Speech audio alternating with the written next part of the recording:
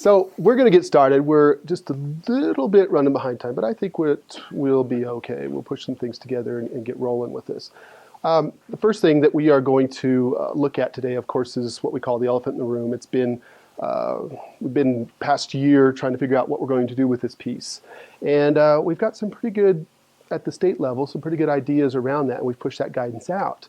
As George mentioned, Dirk Oden, who has taken this and built this little calculator, and with that has also come across a really creative way to satisfy the other 50% of the framework.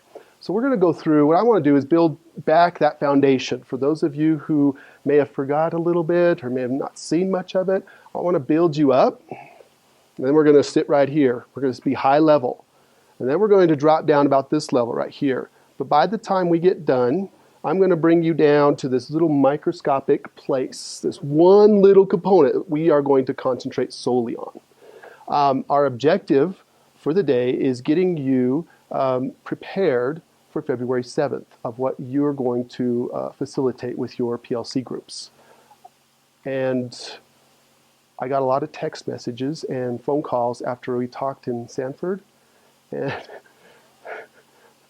none from Colleen. About, we have no idea what you were talking about.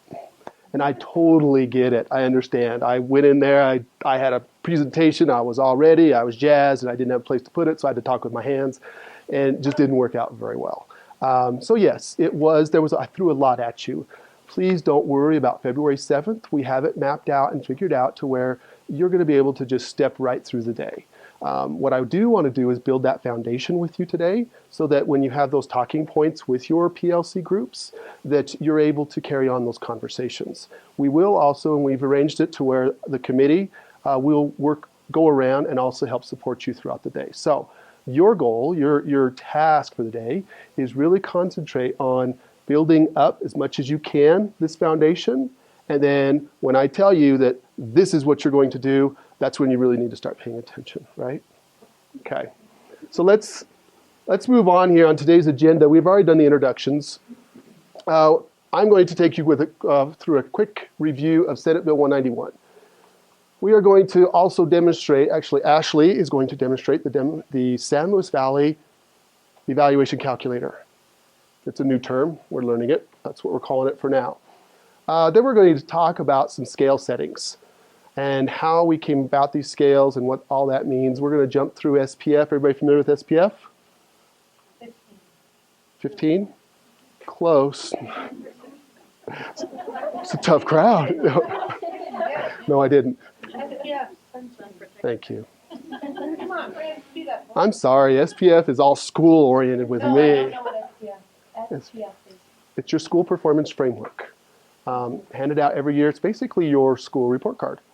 Many different areas. We'll kind of go through that.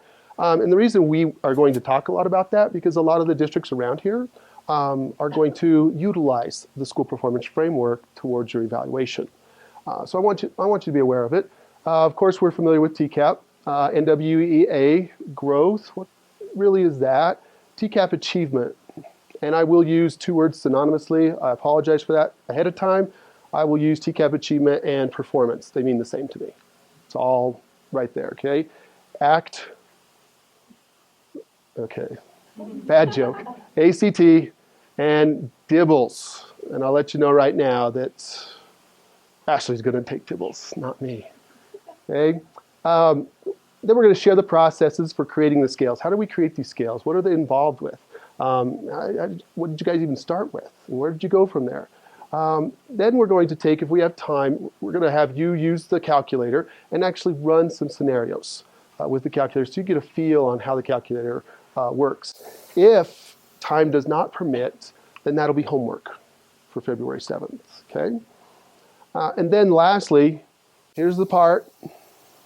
That's where we're going to prepare you for the February 7th PLC piece, okay? A lot of this information right here, we've got it embedded in the day that you won't have to facilitate that. We'll lay the groundwork, and you guys are going to take it from there. So I think it's going to work out pretty well. This is the framework. Everybody familiar with the framework? You've seen it? You have two sides, right? You have professional practice side, 50%. You have the student growth side, 50%, right? Equals? Aaron? Yeah, knew that was coming. Okay, this piece right here involves these 5 quality standards. And remember, on that side of the framework, each quality standard we can weight. Remember that? So we could weight this one at a particular percentage. We could weight this one. Now, is that done by teacher, or do the students get to choose that? No. That's going to be kind of a district level decision. And a committee that's put together of teachers, 1338 Council, it could be AKA our DACs, our District Accountability Committees. Those committees have already possibly made those decisions as far as what's happening with your weighting. But know that happens. So when you weight something, it changes and influences certain parts more or less. So that's happening just in this 50% side. On the other 50% side, we have what we call multiple measures. Okay, these multiple measures, we have some requirements that we have to satisfy, but there's a lot here, a lot of room for you to decide what needs to be in there and what satisfies this other 50%. Once again, every measure that we put in there has the opportunity to be weighted more, less, equal, whatever you choose. Okay? And every school district can be different, correct? Yes, of course. We're different already, right? But we're starting to unify in a bit. Right now, all of us can sit in this room. We're from different school districts who have different values, different needs, different students, but yet we can all talk a common language. We all know what Senate Bill 191 is, right? So it's part of a unifying effort, but we'll never get away from the individual aspects of our own districts. So yes, you have the choice, and it's going to be a process of decision making that those get decided on. Can I drink with the mic? Okay, just want to make sure. I don't want to shock myself or anything. Okay, so moving there. So we have weighting going on over here. We have weighting going on over here. And all that's kind of happening here. Then what we're going to do is we take those two sides, we slam them together, right? And then we're going to come out with these ratings right here. Ineffective, partially effective, effective, and highly effective. So I'm going to go back and I'm just going to, because I will talk a little bit about our other ratings. What are the ratings on the professional practice side? You've been using them. They're in the rubrics. What's the highest one? Starts with an E. Exemplary. Very good. Next one. Accomplished. Proficient. Partially proficient. And last one? Basic. Switched from? No, it's not evident. Yeah, that had a negative connotation to it, so we switched it over the summer. Went to basic, right? Changed a lot. A lot happened over the summer with this. Part of it was yours truly went up there into a conference room with one of the psychometricians, and Bob, if you're watching this, they always emphasize psycho, with Dr. Bob Sneed. He's an amazing man, does wonderful work, but him and I got together one day, and we said, it just doesn't feel right, the way that we were doing it. And what we meant is what was happening before is that you were getting assigned a number with whatever happens throughout the entire rubric process, you were assigned a number. But we really couldn't delineate whether you were assigned upper, middle, or lower of that range. I can keep going. I thought I had a break there for a minute. So that happened over the summer. It changed everything, changed the thinking. It caused a lot of angst, and we had to rebuild all of our tools and all the calculations. It was quite fun, shall we just say that much? So what we're going to embark on today is similar thinking. The state, me at times, didn't invoke that type of thinking into the measures of student learning side. But Dirk and a committee of his teachers took that and started setting these scales. And these scales are actually allowing the measures to be taken to where it's more fair. You have more sections to choose from in a sense, or more places to earn incremental points, instead of just having 4 sections. Because I want to back up. With the student growth side, how many ratings do you have on the student growth side? Does everybody remember what they are? Probably not as familiar with those. Man, if the camera could see now, huh? A lot of head shaking. That's fine. Expected is the middle. Okay? Then you have above expected. And then you have less than expected, and then much less than expected. So you have 4 levels there that we're going to work with. Seems a little odd, doesn't it? If you're going to put it on a matrix, I know Aaron's thinking that already. It's a 5x4 matrix. Not very symmetrical when you're looking at the whole way, the way it all works. This is the 5. Well, sorry, the ratings of the 5. And this is the ratings of this are going to be a 4. They're different ratings. And then you all of a sudden you come down here and you have ratings of 4 again, right? 3 different types of ratings. Why? When you say ratings, you want to 4. When I say ratings, I mean ineffective, partially effective, effective. I mean accomplished, exemplary, proficient. And then I mean on the student growth side, expected, higher than expected, much less than expected, and less than expected. Because I think it's easier to gauge where you fall if you use those kind of terms in that area. Because like if you use all of the partially effective, effective, highly effective with student growth, I think that's very, that's hard to gauge a rating on. Very good. Very good. If I say proficient, where am I at? Yeah. What am I talking about? Expectancy. What part of the framework? Proficient kids. Proficient kids, the professional practices side, right? If I say expected, where am I at in this framework? I'm in student growth. If I'm talking about effective, that's when I'm putting it all together. That's my overall rating. So that's why the words have changed. Today you'll hear some of those, and I just want to make sure you understand where those differences come from. Okay? We are primarily going to scope in on this guy right here. Because that's all we're going to do is work with the measures of student learning and what that looks like. There's a nice little animation I'll blow through. Quiz. Can you name a requirement from Senate Bill 191 for the student growth side, or we'll call measures of student learning? Just one requirement. I'll give you a hint, there's 4. Not everybody raise their hands at once. Collaborative. There's actually, no, there's not a cap on measures.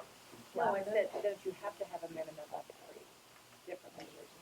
No, you don't have to have a minimum. Is it collaborative? Collaborative, we call it collective. Collective? So you have to have a collective, or I'm going to start with the individual one. So you have to have a measure that is individual. It's attributed to you personally, okay? The second requirement, and I'll give some examples like a DRA2, first grade teacher assessment. It could be anything. It could be your fourth quarter, it could be your quarterly assessment possibly. Okay? It could be teacher generated. Could it be NWA? Yeah, I'm doing math. I could take that as individual. So then we work into collective as the second requirement. With collective, this is 2 or more professionals working towards the instruction for those students. So what does that look like? What's a collective piece going to look like?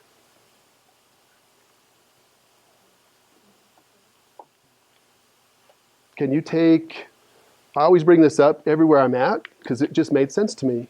When I was in Del Norte, we used to do, I think you guys still do it, the writing. You can still do the writing assessment? Is that what we call it, still the writing assessment? They do it twice a year, right? So if we're all on board, let's say we're at the high school and we're all on board in supporting writing, you could take that writing assessment piece and you could apply it to everybody. And you could say, hey, this is going to be a collective measure. So we're going to take all of the kids that we do for that writing measure or that writing assessment, we're going to aggregate those scores, we're going to put them into a nice little package, and we're going to say, here, Clint, you get it. Aaron, you get it. Mrs. Stemke, Mrs. Redden, everybody, you guys get that. Okay? So that's the collective piece. Does that make sense? Can you do it with anything? Yeah, but you want... Like K1, 2, 3 being collective on CSAT to K1 and 2 don't have the stats. Same thing or not? You bet. I mean, you can sure think that way. They contribute to what happens, and their growth won't be evident until 4th grade, right? So you could say K1, 2, 3 could take, you could do proficiencies, but you could also take their growth and say, whatever our 4th graders are doing, you can collectively add that. The problem with that is turnover. Sometimes you have teachers who aren't involved with that particular piece there. So those are things that you really want to think about when you're doing the collective piece. What I'll tell you right now, collective is a hard conversation, and I believe it's more, if I remember right, it's harder in the rural schools. We have a much more difficult time trying to figure out collective. You go into a big school, and they are just all about collective. They have a harder time with individual. So with that said, Wouldn't that be like a reading TCAP score though, where you've got social studies clients and everybody's supporting reading? Like for an individual grade, like yes, since you have essentially social studies, essentially science, essentially English, yep, would that work? yeah, I think that would work too. And those are going to be conversations that you get to have. But yeah, the possibilities are endless to a certain degree. But what you want to do is be able to pick those measures that have an influence and basically tell what your influence, what your impact with instruction on student learning was. If it doesn't, then it's really not useful for what we're doing. If we don't value the reading TCAP, well, the requirements, which is number 3, we have to use it, but we may not weight it as much. Does that make sense? So requirement 3, we have to use the state summative. You have to use it. TCAP, you got to use it. Slam dunk, okay? Does that mean that PE teachers have to use it? No? I mean, if you want to do a collective piece, then you could have it towards you, yes. But it's an individual. Fair. Where's the F word? Where's the fairness? I can't say the F word in the mic. I was told not to. But there's no way that you can hold a PE teacher accountable. But that's still a small percentage. But even at that, What do you mean hold accountable? how can you make him be accountable for my math teacher? You're saying you can't. You're saying if they don't have a state assessment for that particular area? I'm saying that just because you have TCAP does not mean that a PE teacher has to use a TCAP as one of their measures. Oh, If you are teaching in a TCAP content area, then you have to use that towards one of your measures. Right. Does that make sense? yeah. Now, however, if you are doing some sort of initiative, like we said, you'll see a lot of the reading and writing. You could possibly take that reading TCAP proficiency and or growth, whatever we want to use, and you can spread that by as a collective measure and say, hey, we're all on this together. Right. So what I'm getting at, and let me cover one more, is number 4. Number 4 is, 3 was TCAP, the proficiencies, the performance piece, but then number 4 has to do with the growth. So with the performance pieces that the achievement, I'll go back to that. With those, we're talking about 3rd, 4th, 5th, 6th, 7th, 8th, 9th, 10th, right? For their TCAP. But when we start talk about growth, do we have growth in 3rd grade? No, 3rd grade teachers, you're out of requirement number 4. 4th grade teachers, are you in there? 5th grade, yes. 6th grade? Actually, 5th grade's missing what? Science is not a growth, yes. 6th, 7th, 8th, except for? Science, 9, 8, 7, 8, 9, 10. I remember how to count. 10 except for? Science does not have growth part of that. How about social studies? Is it going to have growth? Now it's required in a couple of years,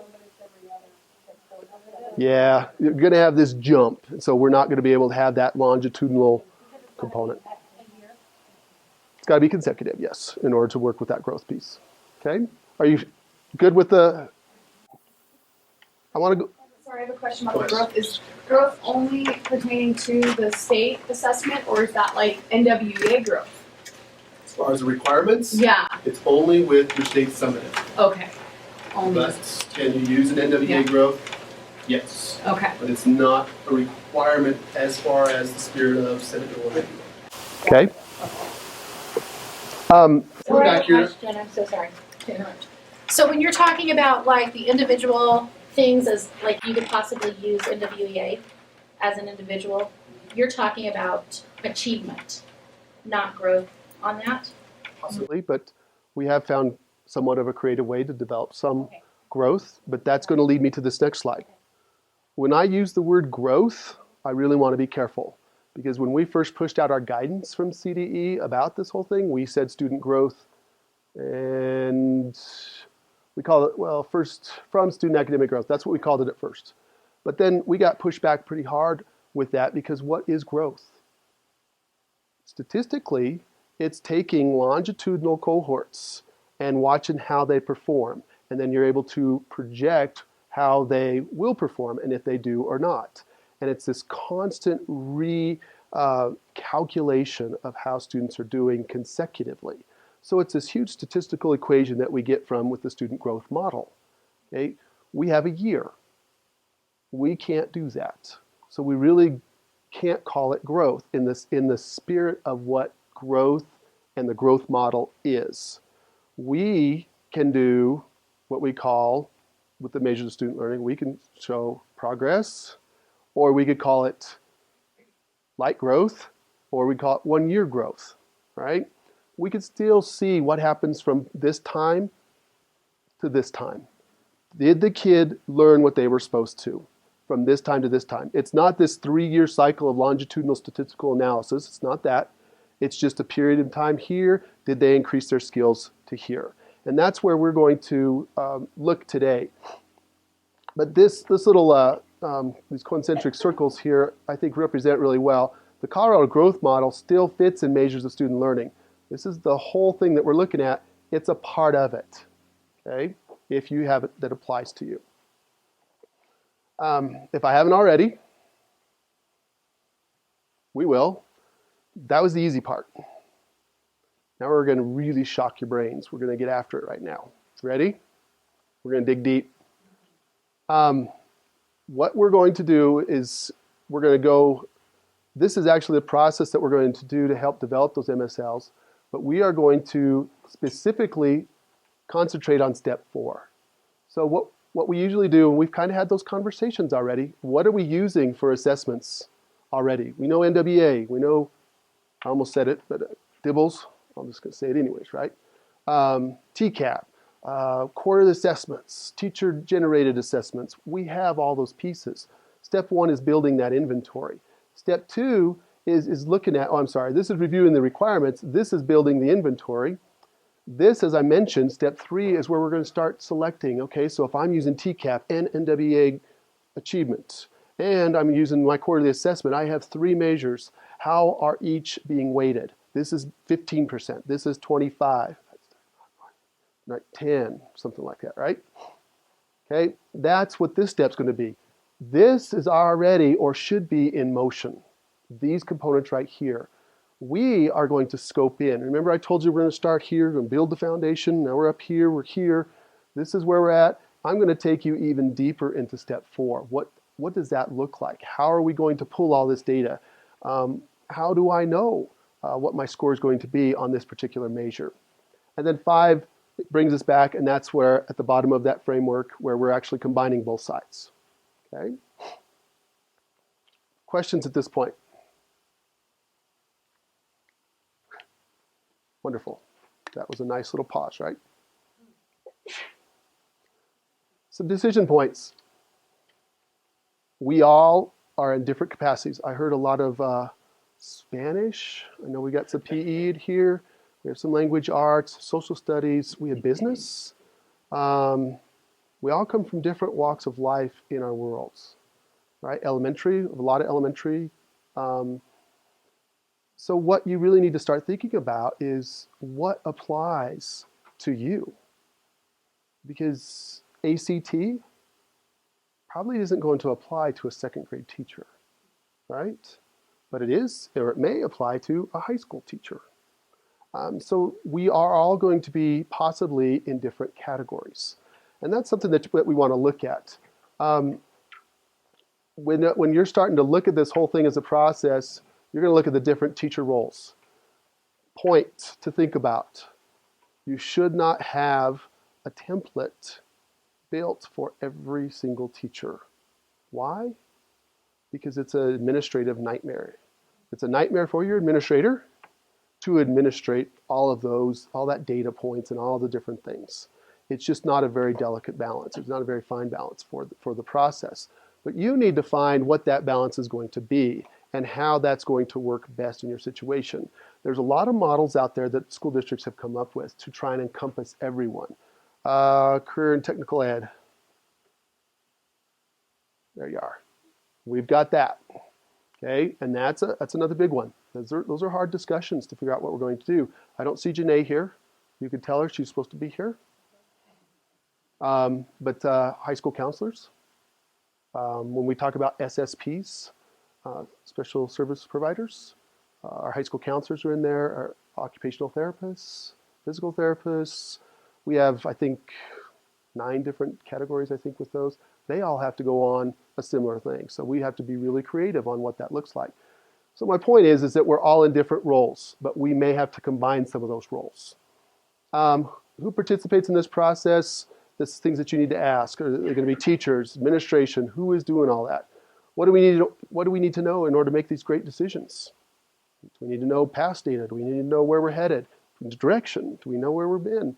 What resources, internal, external, do we have? What are our resources available? And how will we know if we've made good decisions? That's a big point. Because as George mentioned, we push this out of the gate.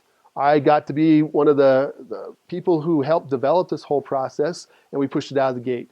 By the end of year 1, it changed significantly. That was okay, right? Same thing here. What we do today could possibly have some changes to it, but it's a great start. And also, as George mentioned, when we talked with Carl Legacy Foundation today, it was a huge eye-opener. And I told Dirk, and I've also told this committee, this thinking right now that's developed from this committee and started with Dirk and his committee is amazing stuff. And the state is going to grab onto it and run with it. So kudos to you for being the forefront of pushing this out and utilizing it. So it's gonna be good stuff. Okay. This is the evaluation calculator. And at this point, I get to stop talking and I get to bring my partner in crime up. And she is going to step you through this tool that we are going to begin utilizing. Of course, at the top, you have to put in the teacher and then the area and the grade level. So I'm going to go ahead and pretty much do exactly what is on this paper right here. So 7th through 12th grade. And then, of course, you're going to put in the date. -29. I still want to put 2013 up. All right, so then you go down here for the measures, and this is where we already have that 50%, the professional practices. Now we have to, all of this has to equal 50% down here. So whatever we're going to use. So of course, we're going to use SPF, which we're going to just go ahead and put in right here, 12.5%. And I am going to. The next one is the TCAP growth, which is again 12.5. NWA growth, which is the same. And ACT is 12.5. And of course, we want to go ahead and put in what this is going to be. SPF, is that collective or individual? Collective. Okay, so the rest of these are going to be individual.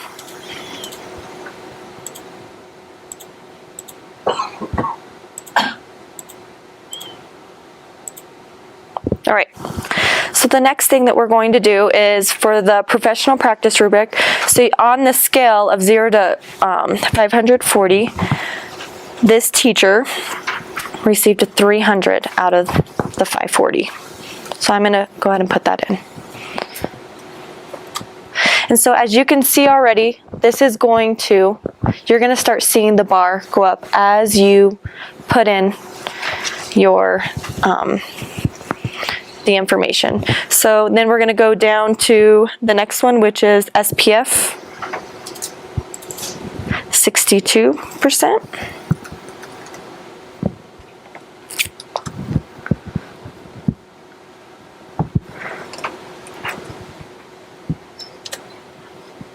So now you're Going to see that go up again.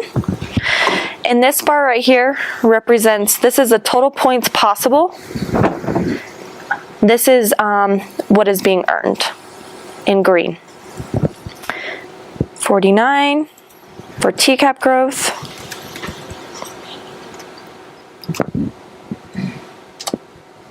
Going up again.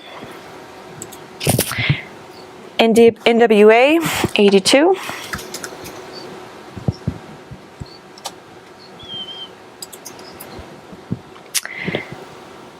And 19%. Up.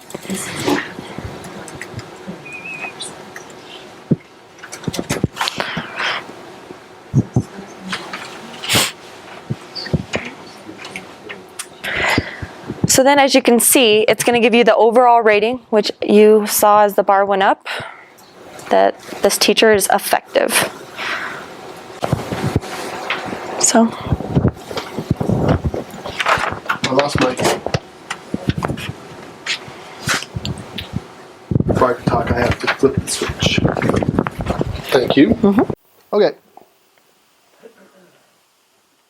This is the tool. Now, what did it do? The whole framework that we talked about, it has to do with the professional practices. Remember I mentioned that? That's one whole side of the framework. This tool is going to take those points and put them in based on a 540 scale. So your professional practices here, and it's static, it's already weighted at 50%. And this is where we go in and we put the actual points in here. So professional practices and rubric, we earn 300 points. And you just get that point off of when you fill out the form, and it calculates your total. That's the total that you put in there. Yes, ma'am. Okay. I was going to be sarcastic, but I'm not going to be. Right? Out of a point of, how many points do you have? How many points can you possibly earn on the professional practice side? 524. 1,008 is the whole thing. It's more than 524. Should be 540. 540. Yes, you have a total of 540 points. Remember the whole 540. Yes, this comes from checking off those professional practices and everything that you have in the accomplished and exemplary areas, right? Yes. So. And is that ours and our administrators combined? Because we both have to do it, or is it hidden, or is it ours? No, you're going to do a self-assessment. Right. Okay, that self-assessment is merely for conversation. Right. They do not get merged as far as scoring is So then concerned. our score is whatever our administrators. Yes. Okay. Yes. So they're going to go through. You're going to go through it. It's a nice cycle. You've already done your mid-years. You're coming on to where you're starting to get ready for your end-of-year reviews. Right. And that's where you're going to actually sit down and say, this is what I have, Tracy, for your evaluation. Here's some areas that, then you come back and say, well, I do work with my community really well. Okay, well, yeah, show me how. Oh, here's an artifact. Check this out. I was out doing this, and, then you can have that conversation, check it off, and then it just adds more points to your process. Does that make sense? Yeah. Okay. But everything else is coming directly off of the data from students. Right. Lines 8 through 16. Yes. So this 7 right here, that's all the rubric. That's it. Okay. And keep in mind that we're also looking at the weighting pieces and those components in there as well, because those have a factor. Okay. You get your final point total from whatever device or tool that you're utilizing, because it will, let's say you're using Bloomboard, right? I use Bloomboard sometimes. It will actually calculate. If you're using the Excel rubric, it'll actually calculate it and actually give you there. The newest one that's coming out is Randa. Okay, and it's I've been a part of that development team, which is really cool. It's going to be outstanding. It's going to do everything that you want to do and then some. So it's coming your way soon. Is it cost? Does it cost? It's free. Free to you. Or it's equivalent to Bloomboard is another option. It will be the state-supported system. In place of Bloomboard. Well, it's not in place. You could still utilize Bloomboard or any other vendor that's has their rubric process gone through. So, You got to pay for Bloomboard. You got to pay for PD360. Some way you're going to pay for those. Randa is free to the state of Colorado. So, getting back, we've got all the quality standards 5. Remember the framework? We've just covered that in one big sum of points. Now, what we're going to do is look at individual measures. So we have SPF, TCAP growth. These are just samples, examples that you could have on there. Things that you could use, yes. I guess your mandated state situation is already built in here somehow? Well, you have TCAP growth in here. And you have TCAP achievement. So those do accommodate the requirements. If they're not using either of those? Then they don't have to populate them. We can change the yes and no's, right? Or no? Well, you don't change these. If you put something in here, then yes. Oh, you just leave it Right. blank But if if you're he not says you had using. to have So like for me, first grade, I don't use collaborative TCAP, so I just leave it blank and system it won't was give me an error mandatory. saying. You're Then only, why is you're that? only going to populate the weights. This is what we call your pie or your template. Okay? These are things that we talked about, those categories of teachers. These are things that maybe the first or K1, 2, maybe they have one particular pie. Here's one thing to think about. Who should and probably will have their own template are first-year teachers. Because let's say they're a 4th grade first-year teacher. Are they going to be able to have TCAP attributed to them? They're 4th grade. They weren't there.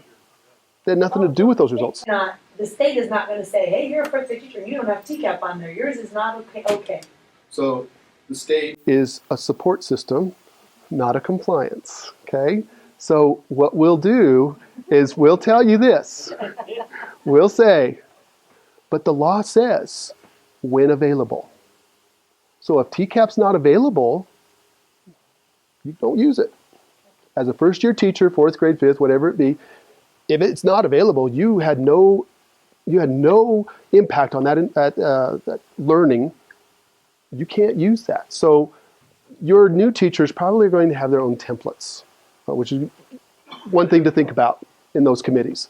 So this is your pie. This is your template. This particular example has 4 measures, and this whole 50% is professional practices. These 4 measures take on the other 50%. Everybody with me? All right. So we've applied the weightings. These weightings have been set by your district. They've been filtered down to you. You know what your weightings are. You're set. You can populate those because they're working on building out your pies. You populate those. They're also working on what's going to be collective and what's going to be individual. Remember, the requirements say we have to have 1 individual and at least 1 collective. Here we have collective and 3 individuals. Is that cool? Yeah. That's cool, right? Okay. I'm gonna put this out there. Good. Okay, so what happens if a teacher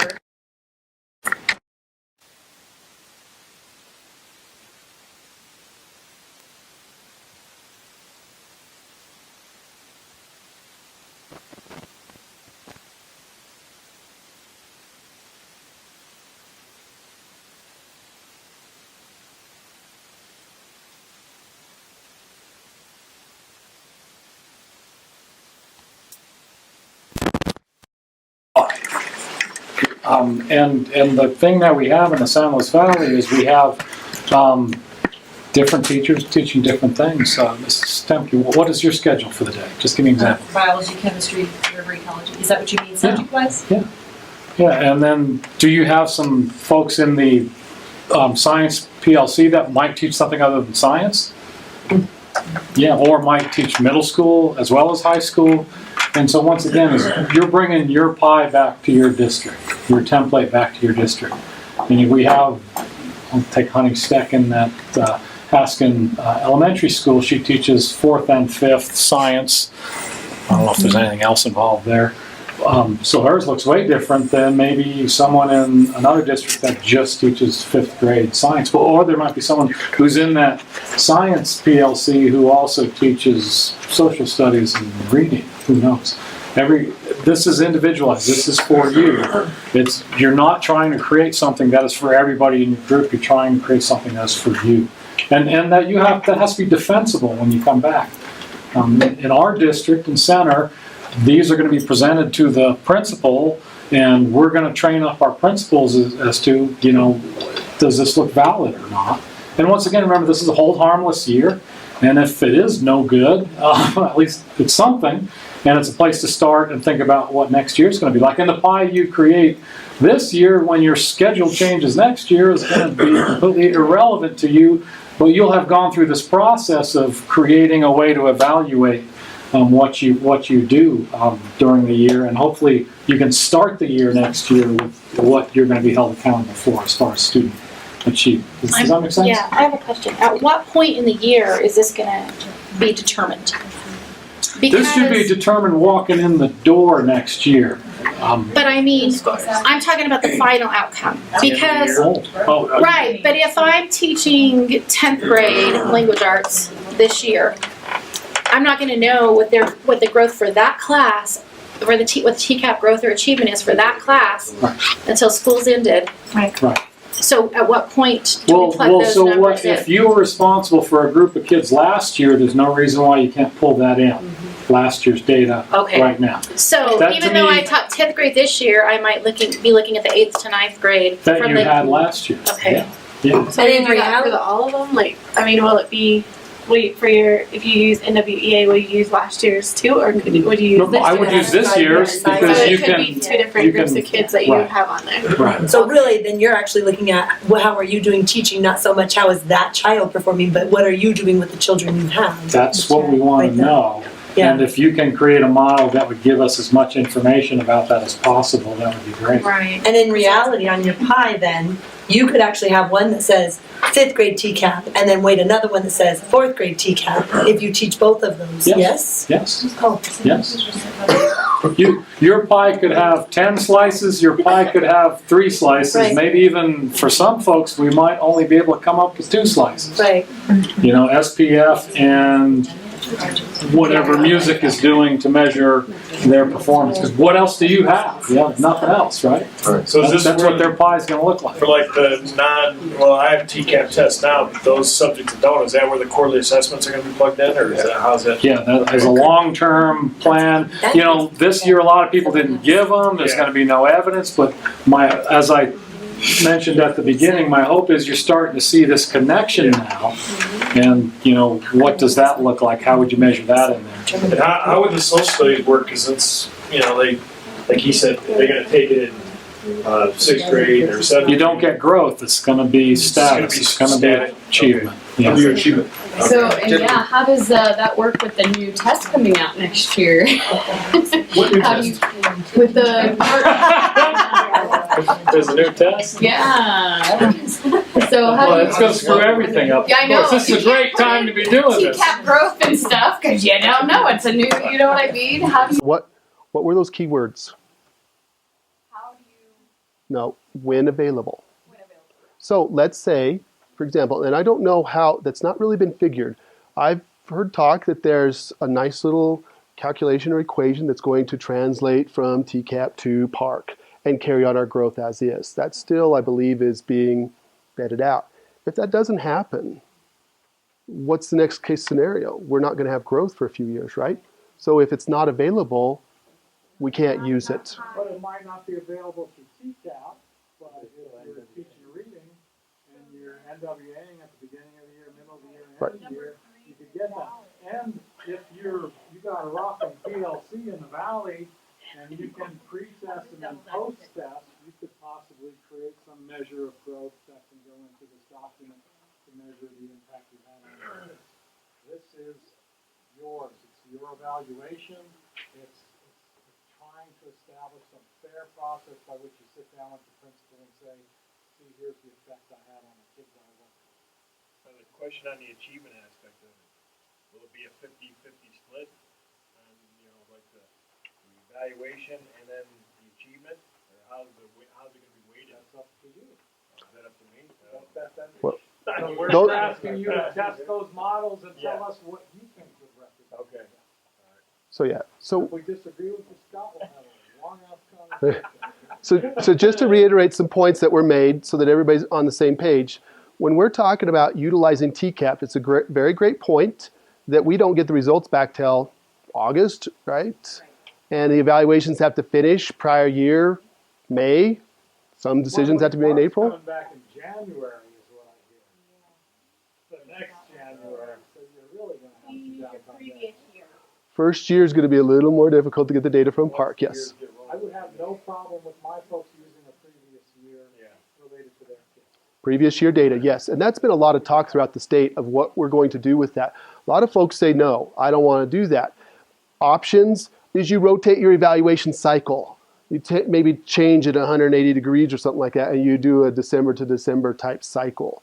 But it doesn't matter however you rotate it, you're always going to have an assessment that is going to cause problems with that cutoff time. So most school districts have adopted the fact that you're going to use prior year data with the evaluation. Tracy brings up a really great point. And that being is, it's not about performance of students. It's about your impact on student learning. That could happen last year and still be accounted for in this year's process. What's really cool about doing prior year data is I walk in the door, I already have my TCAP stuff filled out.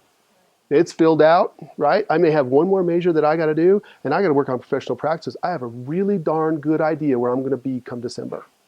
And those conversations can carry on. It should be no surprise when I hit April where I'm at and why I'm standing there. By the way I've been evaluating my principals for the last few years, walking in the door, they know what the SPF is, because we use them last year, that's the best up to date I can get. We know what the TCAP growth is, because we used them last year, that's the most up to date I can get. And then the rest of this portion of their evaluation for them depends on the overall NWA growth. So you want your principal, part of his score is on the TCAP results of his teaching.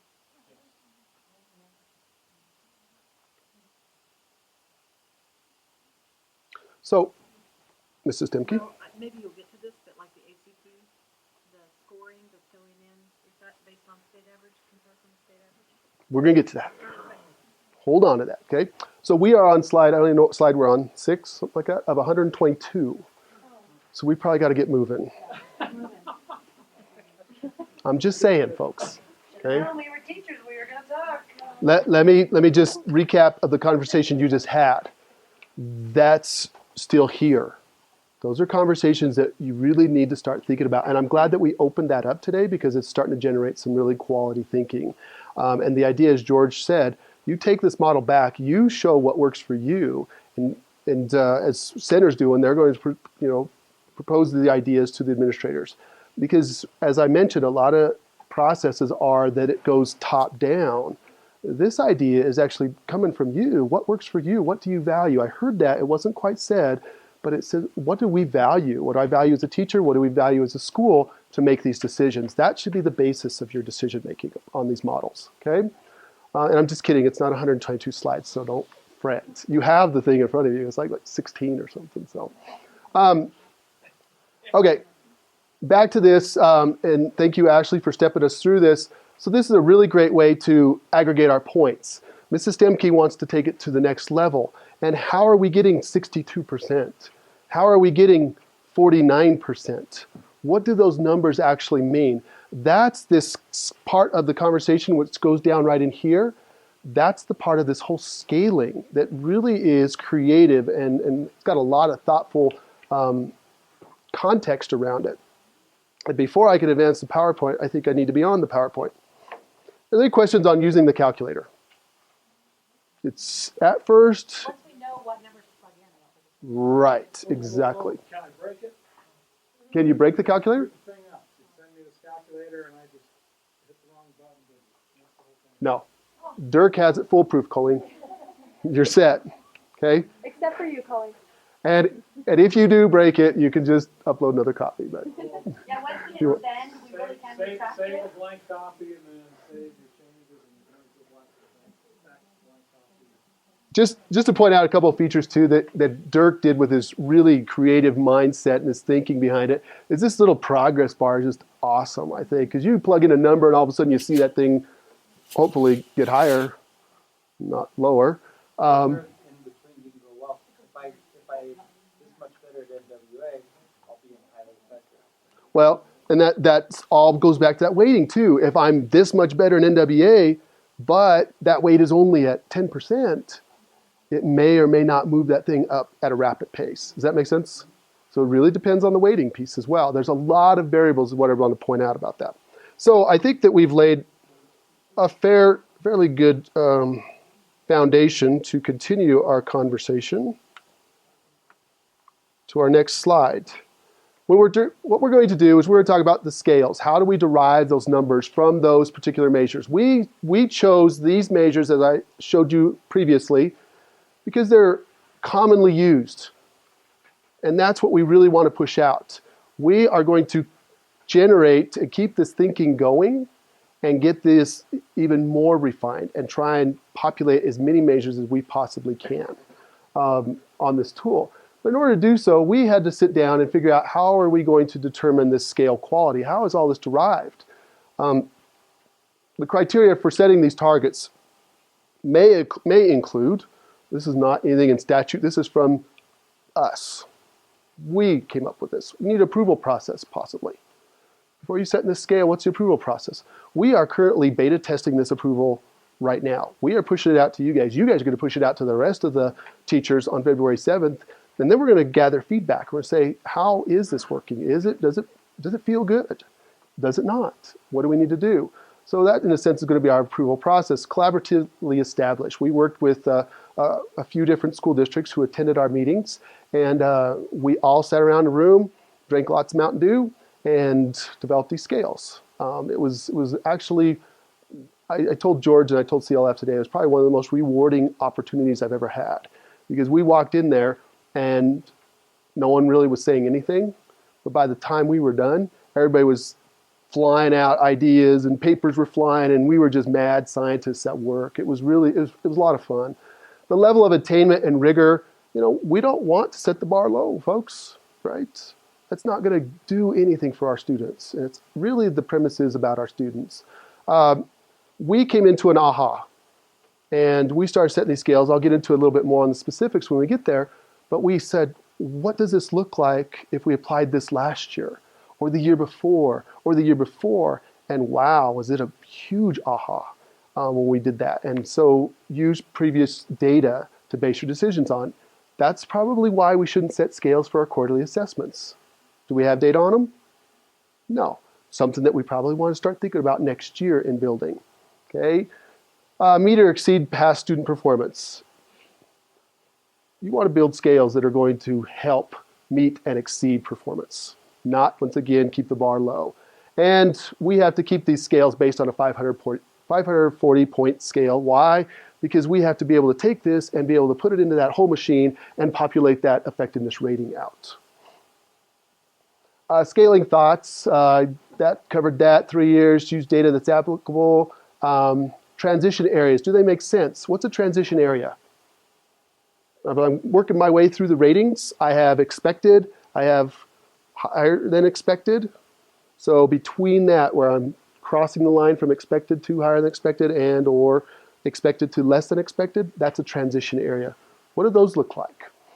Do they represent a proper balance of the impact on student learning? Their instruction on student learning. Do they coincide with local needs based on data?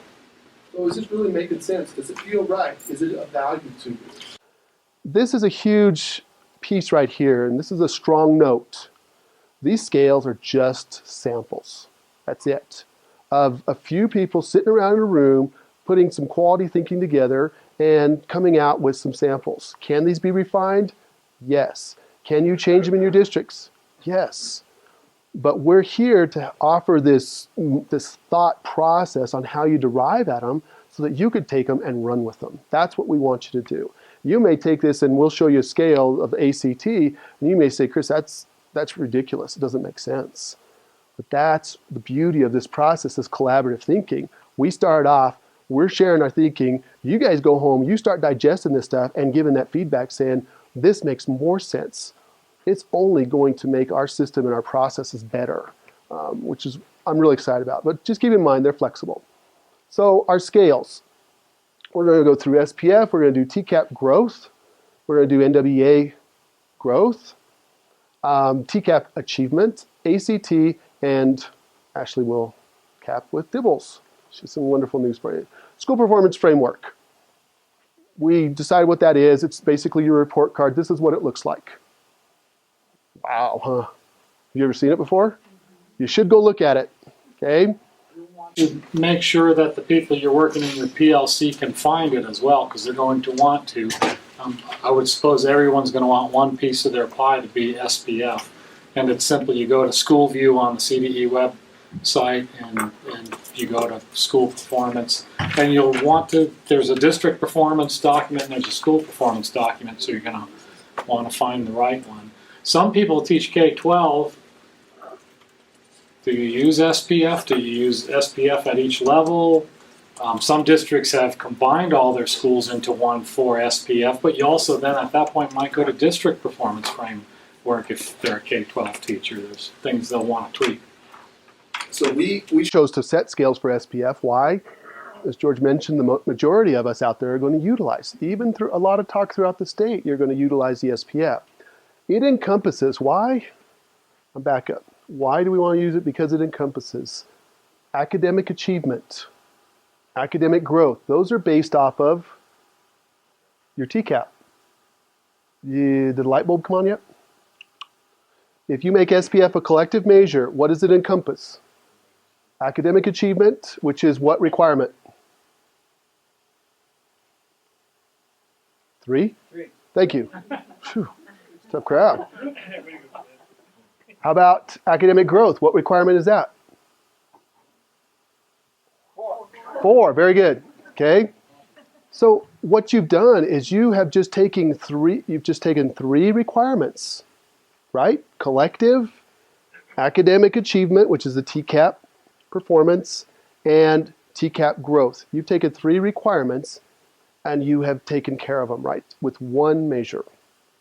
That's why initially a lot of school districts are jumping on board to say, this first year holds harmless, we're going to take SPF, we're going to utilize it because it helps us answer that collective piece.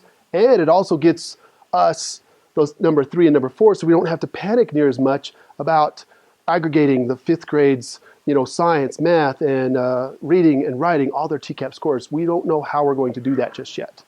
So that's why we jump on board with SPF. So that, what you'll see in a lot of your models, will probably be a collective measure for SPF. Now, the only thing you have left in your pie, you have one measure, you could do one more, because it has to be individual, and then you get to figure out what that, it may be NWA, it may be a quarterly assessment, it may be something else. It could be as simple as that, okay?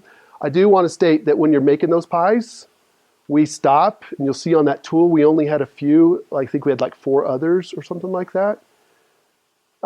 There's about a 12.7%, if I remember right, mathematical influence. So if you're using 8, well, let's just make it easy on us. Let's use 5 pieces of pie, right? I have 5 measures, in other words, and I equally measure them. What are they each weighted at? What are they, 10? Yeah, so I'm at 10, right? This one's worth 10. Very little influence. 10. Very little influence, if any. Very little influence, very little influence. Now together, of course, they're going to have 50% influence. But if I have 1, it has very little influence. So you want to really kind of watch those weightings. You'll see a lot of models that have come out utilizing 3 or 2 measures. I did visit a school district who had 15. I spent a day with them. It was fun. But their thinking is amazing. But you still have to work through that as far as why you don't want to jump on board at 15 just yet. So school performance framework, this is actually, and I'm going to back up here, this little guy down here, this little box, I really did a poor job in zooming in on it. So either that or my glasses are really bad. But this is what it is. This is the overall piece. So what you have here is the total framework points. If you get below 33% of the points possible, then you're going to get a turnaround status. If you are at or above 33 to 47%, your priority improvement. Those words kind of ring a bell sometimes. At or above 47%, 60% improvement. At or above 60% is performance. So this whole report card comes out and gives you a percent of points that you've earned throughout all these categories: academic achievement, academic growth gaps. Are we closing that gap? And then this is going to be post-secondary workforce and readiness. That's going to be applied on your secondary SPF there. Okay, But look at all the little measures that we have within here. This exceeds, this meets, this was approaching, this does not meet. They're taking this whole thing and calculating it and coming down and putting it into one of these categories. Once you have that category, you can take whatever that score is going to be and apply it to what we set a scale for. So I went through the ratings, blah, blah, blah, right? Let's get to the scale. Let's get to the heart of the matter here. So remember, we were 0, kind of 0 through 60, and actually above. So what we did is we said, oh, did I step on, am I doing SPF? Okay, sorry.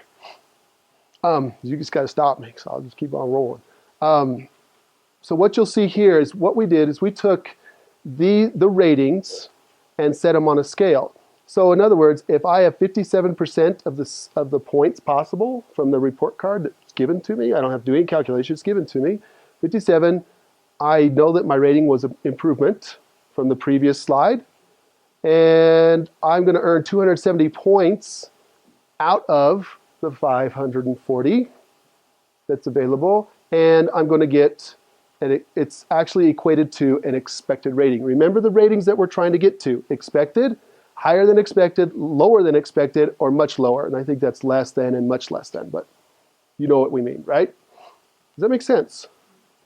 Okay, if we didn't have this type of scale, remember that we had the 4 categories. If you were just categorized as performance, right? How many points would you attribute? Right now we have a range from 324 to 540. But if we just said you take performance and you're given 405 points, right? But what if you had a performance level that was up here? This is what I was talking about. Those that are scoring at the higher part and those that are scoring at the lower end. If I'm going to put it right in the middle, I'm going to have to give this performance rating more points to get up there, and I'm going to have to take away points. This is that same great thinking that Dirk and his committee came up with and that we went through and refined a little bit and said, hey, this really makes sense, this is fair. And so you'll see that we did a distribution based on the percentages, and then we incremented them out, okay? So this really makes it easy. You get your SPF percentage points, you actually don't even have to go to the scale. Remember the calculator? You just plug it into the calculator. This is all programmed in that calculator to give you whatever points you need to have, and that's going to help with that aggregation of points. Does that make sense? Okay.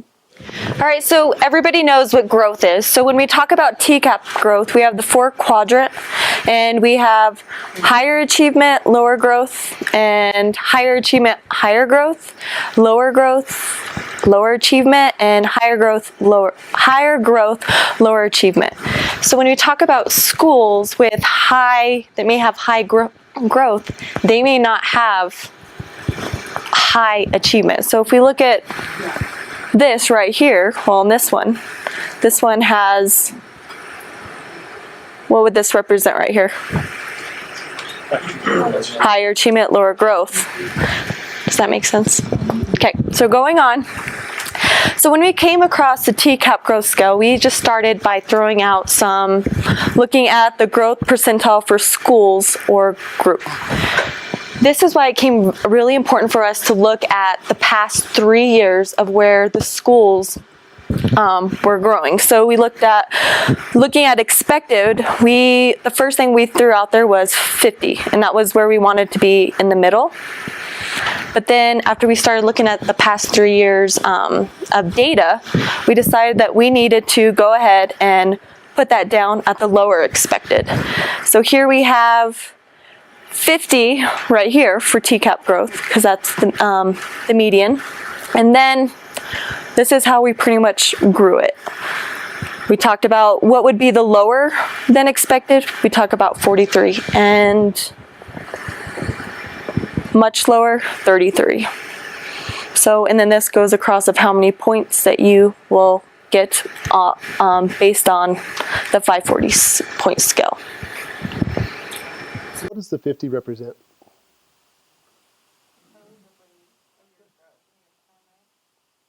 I could buy supposedly, yes. But yeah, it's 50. It's years growth and years time, right? It means they grew the 50th percentile of all the kids in state at that grade level, right? Yes. Does that change every year? I mean, yeah, it gets redistributed every year, as I mentioned. It's longitudinal, and it's going to get redistributed based on what the kids do. It's very intense, pretty cool. But 50 is kind of where we want everyone to be, right? At minimum, exactly. Exactly. At minimum, that's where we want to be. When we first threw the dart into the wall, right, we said it's going to be right in the middle. That makes sense to us. But as Ashley pointed out, when we looked at the data, we took all 14 school districts and put them on school view. And then we put the state and underlined it and looked at what was happening in, what we got, 12, 11, 10, whatever we are, the past 3 years. That works for me, right? And we watched all the motion and everything, and it stayed pretty well right within these constraints. And we said, wait a minute, okay, we're looking at this, and that made more sense that we dropped that as you pointed out, at minimum, not at middle, but at minimum, we really need to be at 50. But we are seeing a lot of work being done above that. That's how the scale got dropped a little bit and adjusted. So it was really a big aha for us to be able to look at that data. It was huge. And ever since, that was the first one that we tackled SPF.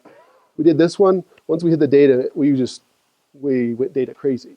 Probably a little too much on some things. So, yes, sir. You have all the valleys, or say you have the entire state grow, like the whole state, the whole state grows, there's still going to be some losers, right, on paper that look like. We call them outliers. There's still going to be some outliers that even though they grew compared to the rest of the state, on paper it's making them look like they didn't grow as much, right? The redistribution. Because that 50 percentile changes. It's over 5 years. Do you have some years where the spans are, a lot, and then the spans are smaller? Or how does that matter? I don't know. We did go back 5 years and look at that. And that's getting attention because we looked at transition from CSAT to the transitional earlier part. I don't know if we'd be able to have that trend analysis to do that request for us. But it's a good point. And we definitely look at that. And maybe help refine our thinking about it. But we didn't look at that. Because you will always have 50% that are under 50%. I mean, even if everybody did outstanding, you'll still have 50%. You'll always. However, the fact of the right there in the middle is 45 to 50%. That's where most everything is. I'm going to say, well, I'm going to use Aaron Burks. Give an example. 93 percentile growth in 8th grade math. He's an outlier. But they'll so. And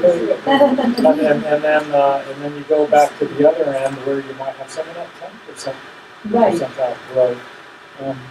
And I'm telling you what, I got a teacher who gets 10% off growth. I am very concerned about this, and then they would probably get me because I can't see them doing everything right on the rubric and getting that lousy results. Mm-hmm. We have to score them right there. It'll take a few years to shake this out, see if it just makes sense. But 90% of you in the valley are going to be somewhere between 45 and 50. So if we had two tests, like a reading and writing test, we just added those together?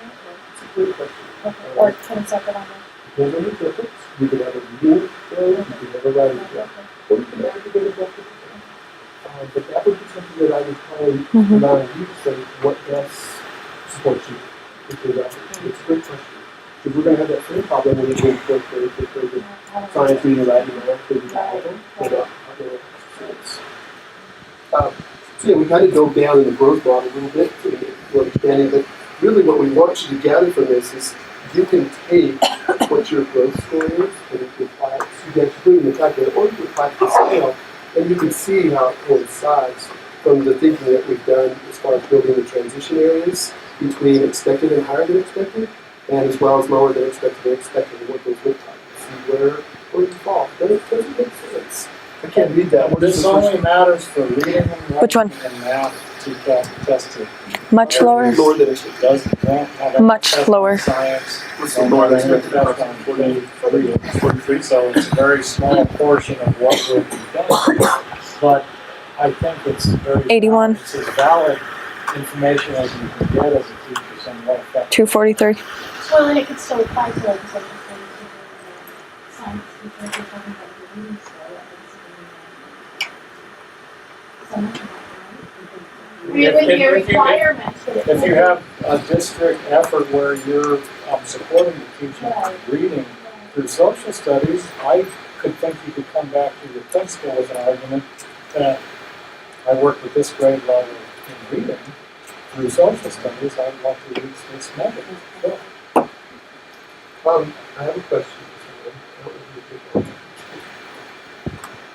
Okay, Trixie. I didn't. That's why I read this. If let's say that I have a 44% high, what is my rating? Lower than expected. It's in between. I would say lower than expected. Good? Amy, what would you say? We have high expectations, Chris. Joanne? Me? Great answer. So, It goes from 4 to 25. Yep. Police officers. It's getting from 43 to 45 between the two different things. so 44, what we did is kind of the same thing that we did with the state model. We gave the tie to the runner. Then just tie goes to the runner, okay? So 44 is going to bump them up to the expected piece.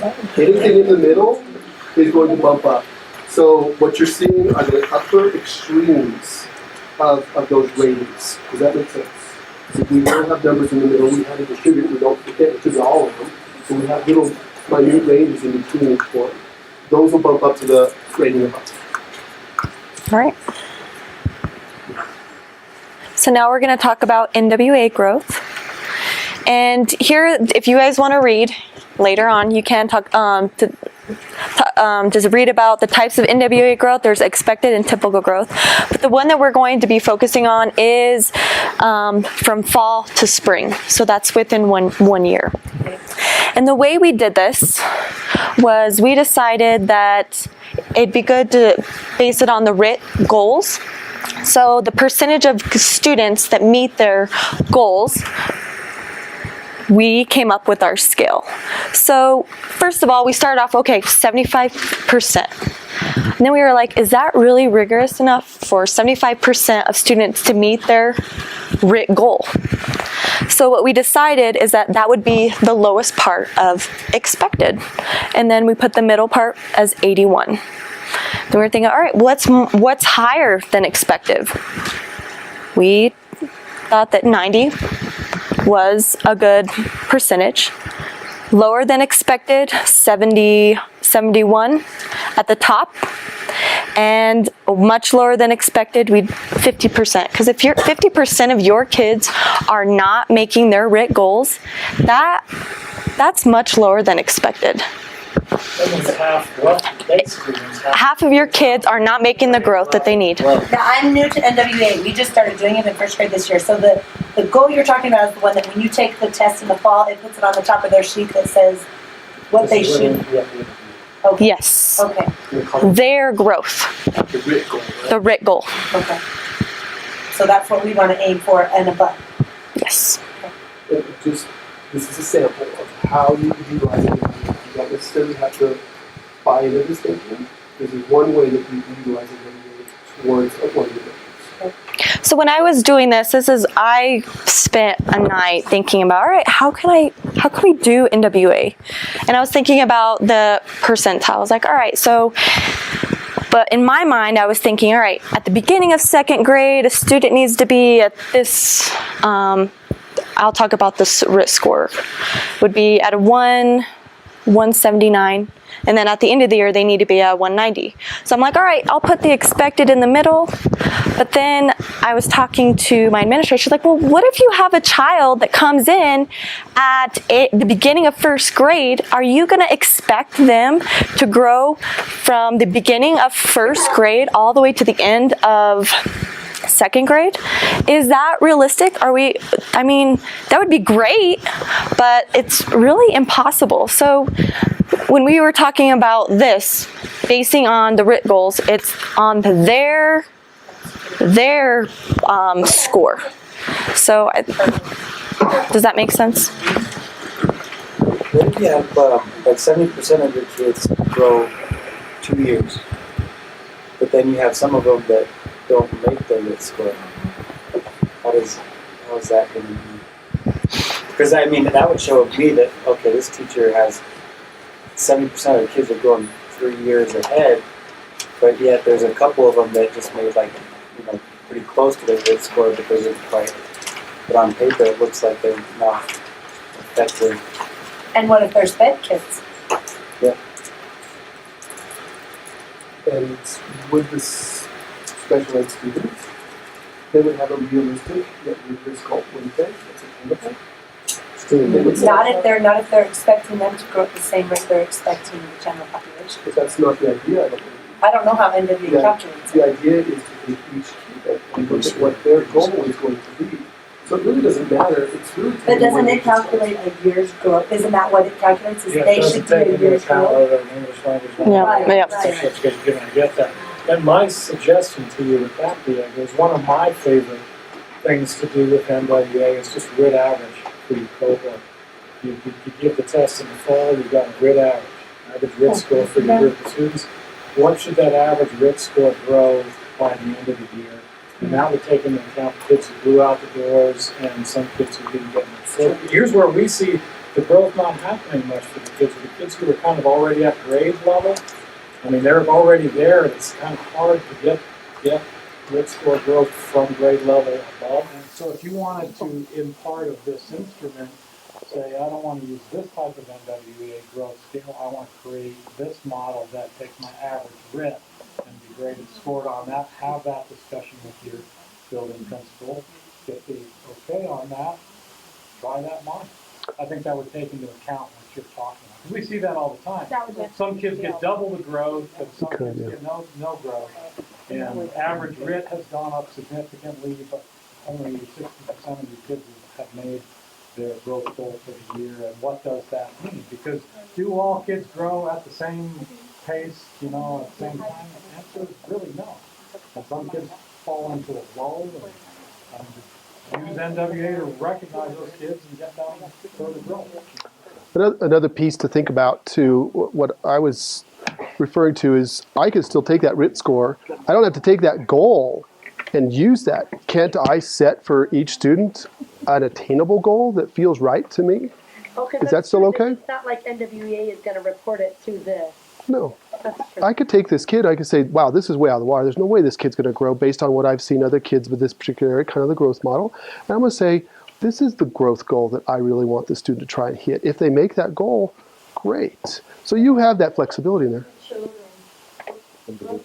Right. And it's I really get concerned when you say, I feel that this would be a good growth. That becomes Very subjective. TCAP performance. So what happened with TCAP performance? It was real interesting. We said, how can we possibly utilize performance off of TCAP?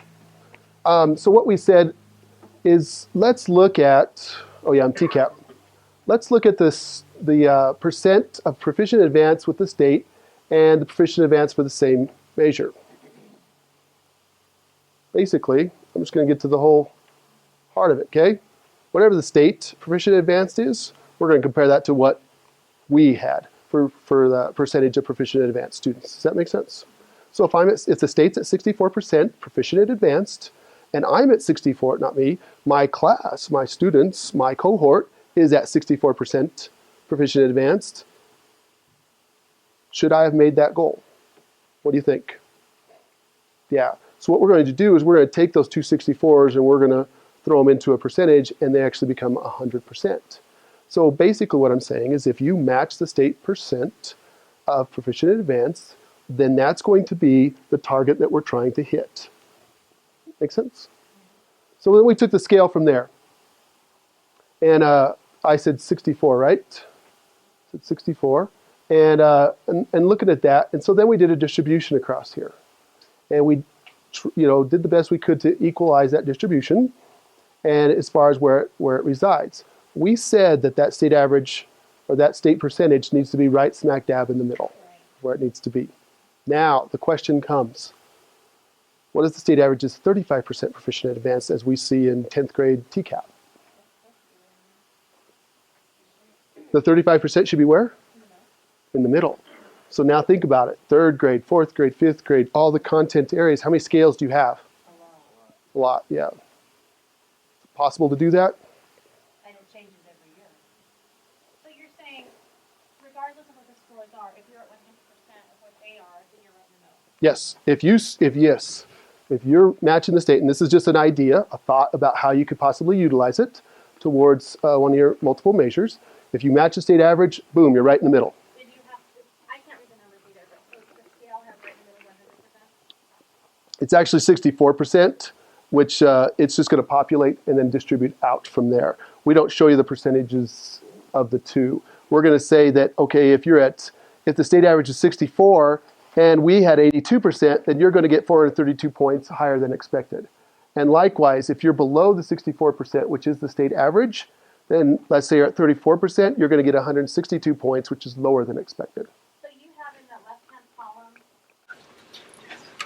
column. He's saying hypothetically if the average was 64%. But couldn't you make a performance scale that would work based on that 100% or 50% of the state average? Yeah, but what we did is we did something a little different. We said, okay, if we want to keep it like this and have that equal distribution up and down from here, which made sense, we built a dynamic component into the tool. So we actually sat there and Dirk and I got to nerd out a little bit. And we took this tool and we said, okay, if I take TCAP growth, so here I'm at this particular scale right here. Is this it? And I think I'm going to have to activate it. So I know this thing's going to scream, but we'll let it. And I come down here to TCAP growth. And where is it? TCAP achievement. Where's my TCAP? I'm on TCAP achievement. Yeah, so I'm going to jump this down to 35. And then I'm going to put in what ours is, and I'm at a 56. What this does is once I click that, you see it gave 405 points. Okay. What this is doing is dynamically, and I'm on TCAP growth, it's dynamically changing the scale to meet our needs. So now you could put in the state, yours, boom, it builds the scale and applies your points. So we do not have to build 50-some or whatever our scales. This really changed the tool quite a bit because I think that was a huge piece in the development of it, which we're pretty excited about. So then you could see that in these particular examples, here, if I'm state average, 35%, but yet I'm up here at 61%, then I'm actually given 67. Why? Because I'm in between. I defer to the upper category. And likewise with this one as well. Does that make sense? That's one way that you can use TCAP performance scale. And that's really what we try to do. And really, that's what you're going to facilitate. You're going to put the numbers in, okay? We're coming up on the 7 o'clock hour, so I'm going to go through these things kind of quickly, because I think you kind of have the idea. Are you, or have I lost you? You guys are right on? Got the thumbs up back there. The ACT scores range from what? 1 to 36, exactly. 0? No. I actually learned that. I did not know. It's a 1. Okay? So we built the scale for ACT. Look at the top constraint, 26. What's the max score? 36. We didn't even put that on the scale. Look at the bottom one, 10. We didn't put 1 or 5 or anything else out there. Why? Because we actually pulled out all the trend and data analysis that they've done on the ACT, and you look at the standard deviation, you have quite a broad spectrum, more on this side over here, that our kids are not scoring in. I mean, there are very few kids who are scoring above that 26. You're going to see the average. So ACT, as I mentioned, that data helped us set the scale, because what did we do initially? We set 18 right at the middle. Doesn't that make sense? 1 to 36, 18's right at the middle. Makes sense. It's not actually where we need to be in looking at the data and the state averages. And we also took the cohort of the San Luis Valley and did the cohort with the state, put those together, and it was very similar to what we're seeing. So this scale actually made sense. This is something that you want to take back and see if it works for you. What are the numbers on the far left? This one right here? Oh, don't worry about it. Okay, what happened? Before 540, we were with the 20-point scale. So when we developed this, we were showing correlations from the 540 to the 20. Because when you use whatever tool you're going to use to do this aggregation, it still is a 20-point scale. We just convert it to a 540. Okay? I'm going to hand it over real quickly about dibbles. Yeah, I got you there.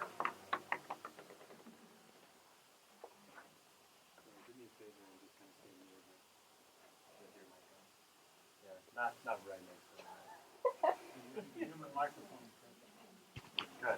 Okay. So with dibbles, there is confusion around dibbles using it as an effective for teachers to be evaluated on. The reason is because it's formulated by the teacher. And the teacher interprets the score. So, and also it's used as a screener. So having that as a measure. As a measure, wouldn't be as effective. But there is a product that's out there called Dibbles AD, and it's accountable to decisions. And Chris, you guys, come in and talk about that part. So in our committee, we were presented with this information saying that Dibbles actually publicizes the fact that they say do not use Dibbles towards educator effectiveness. Okay. So that I did some digging when I got back to Denver. I did a lot of digging, did a lot of talking, talked to REDACT, did a lot of things like that. And there's this component out there called AD. It's accountability decisions. So Dibbles has this actual extra module that you can purchase and utilize that can be applied. What's the difference? It sets you through a bit of protocols, so you don't get to see the passage.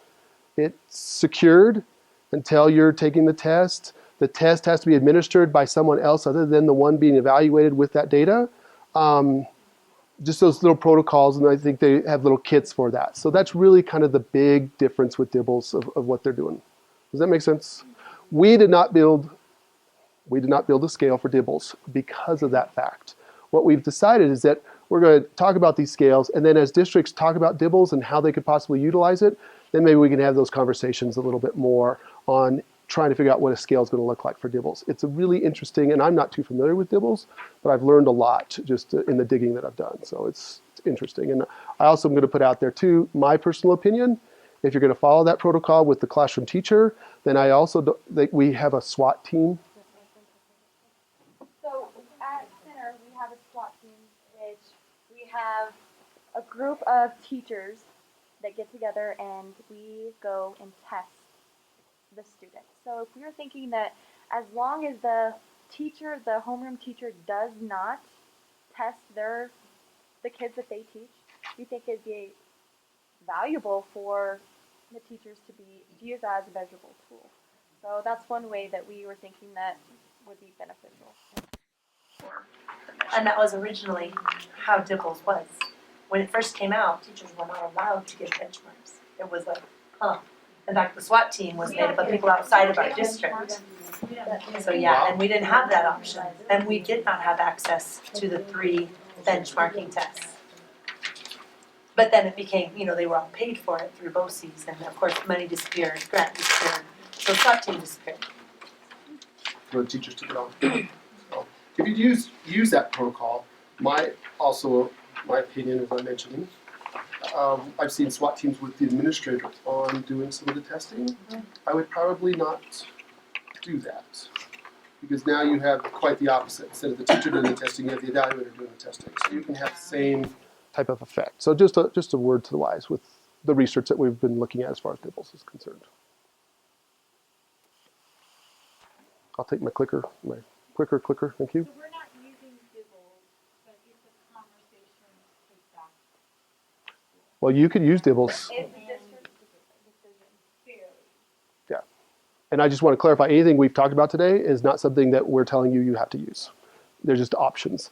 If you really are passionate and you need DIBELS in there, because we've had those conversations, to be honest with you, we're not bringing K1 to a whole lot of stuff today, are we? That's a really, really tough place to be. And so we can't even bring you DIBELS now with some of the things that we found out. But if we need to have those conversations, we need to extend on those, okay? This right here, this is a process for creating these scales.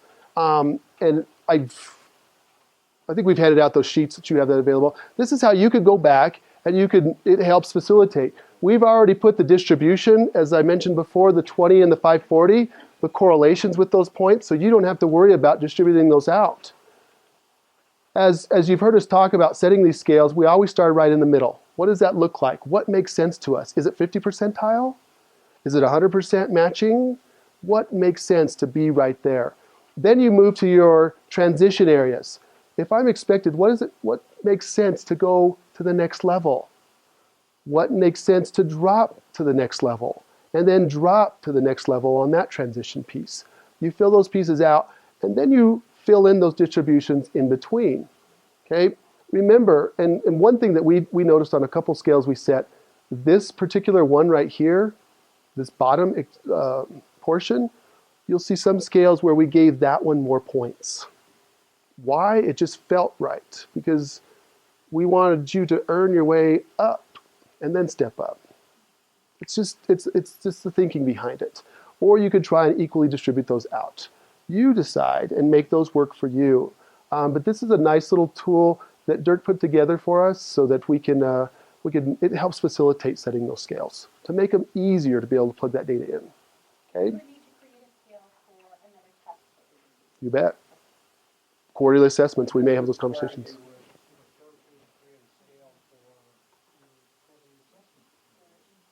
Yeah. Here's your homework. It's in the PowerPoint. Really what we want you to do is we've given you some examples, foolproof, Colleen, to where you could just go plug in the points. We've given you the weights, we've given you the particular measures, and we've given you the points that have been derived from those measures. Okay, so this is what I'm going to do.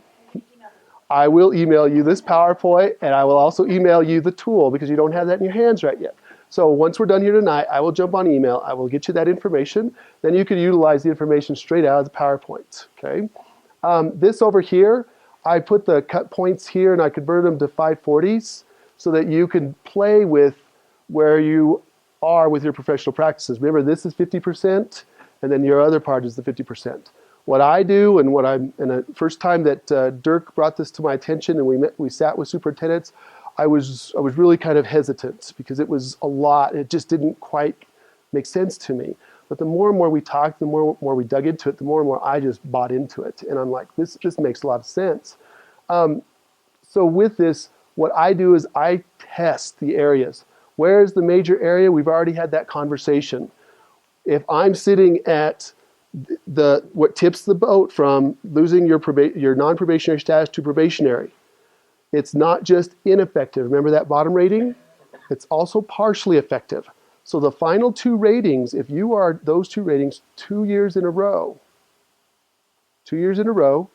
then your non-probationary status changes to probationary. Does that mean that you're fired? No. Can you earn it back? Yeah, it's 3 consecutive years of being effective or highly effective. It's just a process. So we could bounce back and forth. So basically, you just start your tenure over. And then you have to show those 3 years that you're going to. Yes. So yes, I see that, yes. Or, you could be ineffective one year, effective the next year, ineffective one year, ineffective the next year. It's probably, yeah. Now, if that happens over a span of 5, 6 years, I probably need to have a conversation with what's going on in the odd years, Something's happening there. But this will help you get those point differentials that you want to be able to put in here. If you go play it, mess with it, folks. Don't just be satisfied with these examples. Go test it. See how it works. See how it feels. If it doesn't feel right, then we got to come back and draw it out again. Okay? What are you responsible for on February 7th? All the most that we covered for the first hour and 50 minutes, we will actually facilitate that day. So what we're going to do, and you'll see that we've set up a schedule for you. And I know that this is probably, we got hammered pretty bad on Monday night. We missed some people. And so please just ignore those for now. We're going to rebuild this. But basically, it's a 4-session schedule. And one group is going to start with us, and we're going to go through this whole spiel. And then immediately following that spiel, that's when we want you to take them, and we want you to work with them with the actual tool. So we're going to ask, and I know George mentioned about bringing the SPF, have your teachers familiar. I'll send out an email that has a link of where you find SPF, so that we've already kind of helped our teachers, because I'm going to send them to you guys. You're going to send them to your groups, and your teachers are going to go out there and you're going to hopefully bring some of this data back. And then we're going to have those conversations as we had earlier. What am I going to do with this special ed student? What am I going to do with this group of students? Am I going to take the average, or am I going to look at the median? Those conversations are going to start happening, and I think those are very, very important conversations at this point, because to be honest with you, a lot of people out in the state have said, we set our pies, we're good, they're kicking back, life is good. We have not really even started. What you guys have talked about tonight, this is where the work is really starting to happen. This is where the rubber can move forward. So, to reiterate, you're going to have 3 sessions. You're going to have 2 sessions where you're doing your individual PLC work. Okay, that makes sense. You can work on 4th quarter assessments, work on finished 3rd quarter. I'm not sure where you're at. You're all in different places, I'm assuming. You're going to have 2 sessions. Depending on when you're scheduled will be when you have those sessions. The other 2 sessions that you're going to have, you can see the times here. The other 2 sessions, one is going to be coming back with us, and we're going to kind of go through this spiel a little more condensed, not as enriched conversation as you've had. And we're going to give them kind of a foundation of building about how the scales are worked. Then you're going to take them, and you're going to step through those examples, let them work through some canned examples, and then we're going to start exploring what their data is telling them. They can do it individually, and that's where George has talked about, that's where we really want to start getting that thinking going. Start developing these pies or these templates, these weights, these potential for measures, because we really want you walking out of there on February 7th with a really solid idea of what works for you. Just for you. We'll worry about the whole group thing later, but we really want your thinking behind what works best for you. Does that make sense? Put out some kind of note to the superintendent maybe that says your people will need access. Here's what I will do is I'll put it both to superintendent and to you guys. No, but I'm thinking like ACT scores. Yeah. I don't have those for my students. You know what I mean? Like ACT scores. But I still think I'm going to need to make the staff members responsible for engaging at home. Where do I get that? Awesome. Can you put a list to us? Yeah. I mean, What I'm saying is I'll send it out to both you guys as PLC coordinators and superintendents, and I say work together to make sure that people have these things with them. Okay. And just another heads up, change of venue. We were going to do Centauri High School. North Canales is feeling like they can't do it. I happen to know a real nice superintendent who has a facility available that day in Center, so we're going to do it in Center. That was a plug, wasn't it? So, okay, we can't leave until I'm assured that I'm not going to get any text messages about. So now's the time to ask questions. I think we're on the questions session. And let me start by grounding you back. Will this be perfect? No. Okay. Will you learn a lot about the process? Yes. Will some people get the work done at the I think so. Will some people have to go back to their district and think about it more and continue to work on it individually for themselves? Absolutely. Is your pie going to be like his pie? No way, even if you're teaching the same thing. Because you don't necessarily have all the same measurements and such. And I really like the way Chris said it. This is from the ground up as a public educator, a professional educator, your chance to say, how can I provide evidence that I'm making a difference with kids? And what would I be comfortable with? And you can begin that conversation back home. And then just to tag on to that, I just wish I could express to you the great work you're doing through this PLC process. Folks I run into all over the state, from the commissioner on through folks at Legacy Foundation today, they hear about what we're doing with this work. They say it's the right work to be doing. In fact, what they say is it's the work everybody should be doing, and they're so impressed that we're just crazy enough to roll up our sleeves and do the work. And you know, I think a great decision we made for this year was, instead of going from the carousel of PLC facilitators, to settle on some experts in each of the PLCs and have some leadership guide those throughout the year. And so I've been very pleased with the work and look forward to what comes out of February 7th. So, do your homework, get familiar with the tool, because you're going to walk your PLC groups after you have the session with us. Immediately following, you're going to walk them through examples on how to use the tool, and then we're going to work getting them more familiar with personally populating that tool. So will we be able to manipulate the tool at that time? Like, first grade is not going to have TCAP and all that. Will we be able to manipulate this right then and there to say, let's look at Dribble, let's look at our end of quarter assessment, or will we have to fake it with TCAP? Well, yeah, you're not going to have TCAP, so you're probably going to have to That's what I mean. do a best guess. Will we be able to manipulate this to what we feel should be happening? Sure. To do something? Yeah. Okay. And I would play with it. You know, I would play with the weighting. Chris, make them come and help you do something. Yeah, we'll do that too. So if you're doing one of those others, you're gonna have to put in your own scale. you're gonna have to have a paper scale that you develop and So put that's in your what, own that's what we'll numbers. do eventually with the quarterly Okay. assessments. The others are kind of built in, Yes. but And you the can new ones will have to. mythologize Type it, that okay. during the session. You know, Yep. I get group it. Yeah, the other thing to think about are assessments that we, or measures that we really haven't looked at. So, for example, as I mentioned, the counselor, right? None of this applies to a counselor. If you've seen what their outcomes are, it could be the potential of successful percentages on ICAPs or completion of ICAPs. I mean, You could use Healthy Kids Colorado survey Right. data. so we're going to help as well. them understand how to build those scales so they can take their outcome, which would fall into another category, and be able to score themselves off of it. So it's really a matter of figuring out how those are getting distributed throughout that scale. Okay? Any questions? This starts for real next year, right? Yeah, no This more is- holding harmless. There'll be all kinds of harm. So let's do some work to get it right for next year. Thanks so much for your time. Yes, thank you for coming. We appreciate your time. Tails off and you don't need to be out.